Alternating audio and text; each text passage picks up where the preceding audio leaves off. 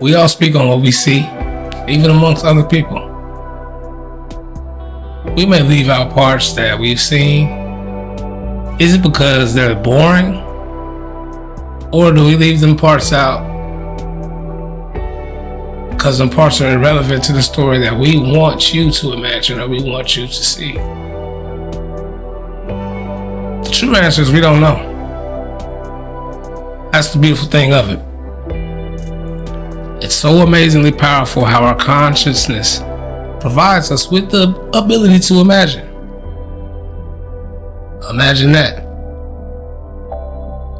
Within the story you hear, have you ever really thought about how powerful that is?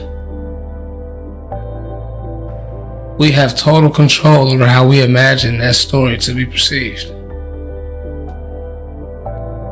We can judge the decision making by the characters in the story within themselves, put ourselves in them characters' shoes. We can formulate fictional solutions to fictional issues and or problems, however you want to put it. With our imagination, we become the artist. Our choice of canvas, our choice of colors, our choice of brush. Think about that.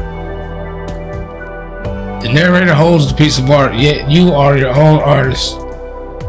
When it's done, how it's seen, how that picture is actually painted. So when we are painting that picture, we normally root for the right decisions and the right outlook, right? Right outcome. Hey, don't open that door right there. He's behind that door. It's the beautiful beast. So I'm speaking to us before we even think about it. Those thoughts we have to highlight in our minds and apply them to what we're really living. Those are our innate organic thoughts. The true voice. You know who it is. Yeah! When you're narrating your story, you're engaging with the natural idea that you believe to be true within yourself. Or at least you want it to be. Once again, as I said, we got to highlight those. We must. We got to highlight those thoughts. When we're narrating our story or putting ourselves in the shoes of someone in a movie we're watching or a book we're reading. When we're having those innate reflections of ourselves, we got to embrace them and think about that actual intimate moment that we're thinking about. And then imitate it. Imitate what we're telling these characters to do. Because that's your true inside you telling you the decision that you would make. We all thought about writing a book about ourselves or what a movie would be like about ourselves. How would we direct it? How would we produce it? How would we write it? Whether it be a fictional romance, a fictional comedy, a fictional action movie.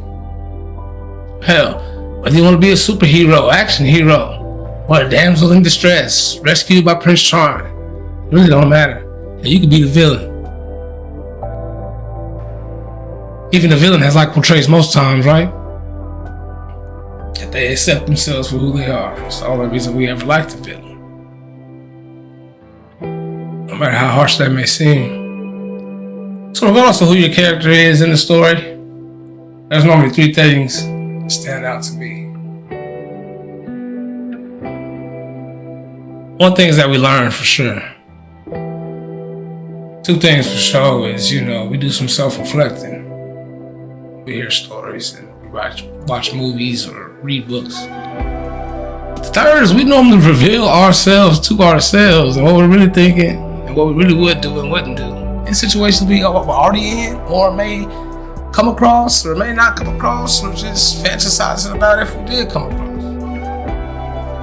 We place ourselves in the position to make the right decisions, or we tell someone to make the right decisions, whether that character is us or that character is whoever we portray him to be. We want to protect that character, right? We want that character to look as admirable as possible. Beautiful, hero. So the moral of the story, with the pun intended, is the story is what you make it. It's the power of it. You want to be a hero? You want to be a coward? We all know the answer. So with the story we have been making, let's recalibrate our characters mentally and make sure that they're who we want them to be. Does that make any kind of sense?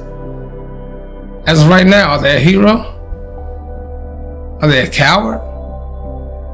Cinderella? A villain?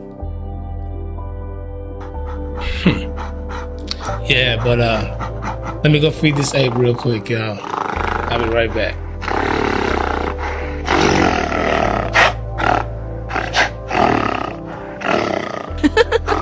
Bruh.